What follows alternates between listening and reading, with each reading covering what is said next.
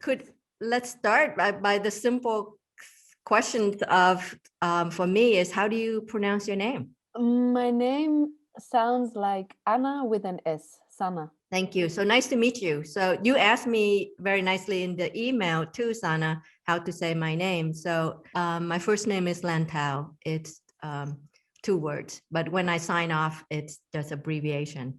Lan Thao. Yeah. So nice to meet you. This awkward Zoom. Yeah. What's our first question? Should we follow that, Bud, or I should The first question is, why did you decide to participate in this project? Maybe you want to take this on? Why did I decide to participate? Because I was invited and I was really hungry for any kind of creative practice and input.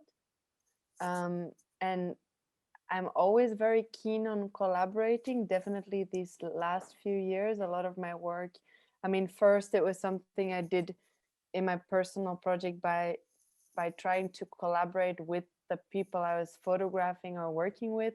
Nice. So I was always trying to collaborate in that sense, that I would use like found footage or photos of the people I was working with, or pictures they took of me, or letters, or kind of all the ways you can communicate through images or writing or anything. But now also literally creating images with other people without naming who created what, or like a proper collaborative work.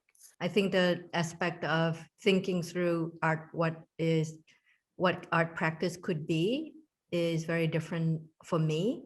Also, I think that when the invitation came to think about this as a possibility, I was a little bit uncertain, unclear of what that could be, and that's in a way that's why I said sure.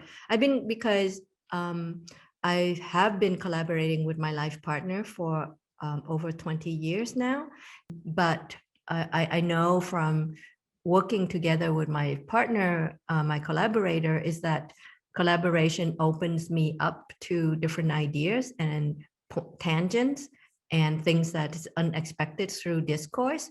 It's always nice to be surprised, right? Or to come up with something unexpected if you're not only relying on your own ideas or the conversation with yourself. My work is led by my research, so I don't really know. This kind of sense of unknowing is uncertain terrain. I'm actually really feel my practice. So not knowing in what is the outcome is really important to me, and to suspend that for a bit on the onset of a project is because is for me, a project comes about by a kernel of an idea, an issues, a news article, a piece of information, and then there's the kind of going down the rabbit hole of research, and it might take a while before I realize what it would be in terms of its final form.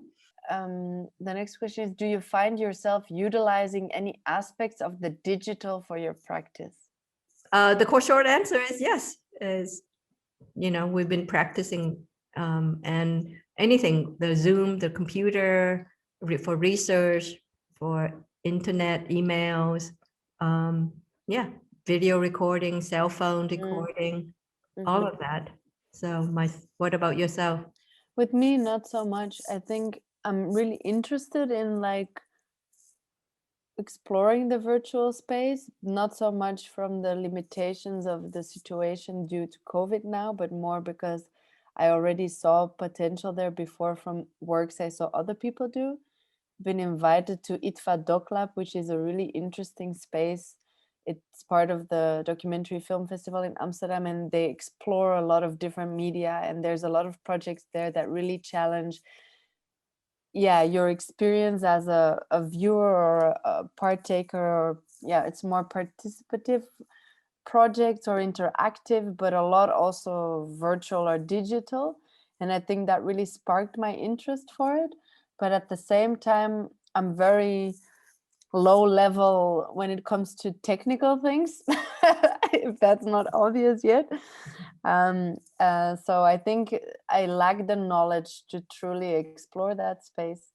Mm, And also I crave um, the analog techniques. Like I crave doing more with my hands and less on the computer. I miss to do the tangible part of creating. So therefore I would shy away a little bit maybe from the digital, because I actually want to spend less time in front of my computer instead of more. yeah, I think I need the balance, and but for both the digital fabric world to the analog and the tactile. So being trained as a sculptor, I kind of do come back to it from Yeah, time that's to time. amazing. You know, like Nice. we're in my studio, so from time to time I might like little figurine can pop up. So this is the Wow, guy that's that nice. I'm working on. So yeah, Super nice. yeah, it's important to kind of to get back to the tactility. Materials have a lot to teach us, as with the current Mm, situation, right? that's a It's kind of, beautiful way of putting it. Materials have a lot to teach us. I do believe that, and I'm constantly learning and surprised because what things can do and cannot do, right? Material can do, and their inherent qualities, and see where I can push it. I truly believe that too. I think at this moment I'm just a bit traumatized by the only materials going through my hands is like moving boxes and dust and dirt. Uh, That material, but then in within those boxes, dust and packing material are the objects and memory, and they're indexical to life and to a life that you live. So I must say, at the moment, I find little inspiration in it, because when it accumulates, it feels more like a load than something light that gives you space to create from. Yeah. But yeah, let's transform it. Mhm. Yes, I think that's the upheaval in any kind is difficult to think about the creative output, outcome, and it needs to kind of settle. Even literally the English term, the let So the let the dust settle. yeah. Yeah, exactly. Thanks. I hope that when the dust settles for you, whether whatever that would lead from here is not a for me anyway, between us as a collaboration, is not a something that is so arduous, but that it could just feed into itself something more natural, if it can.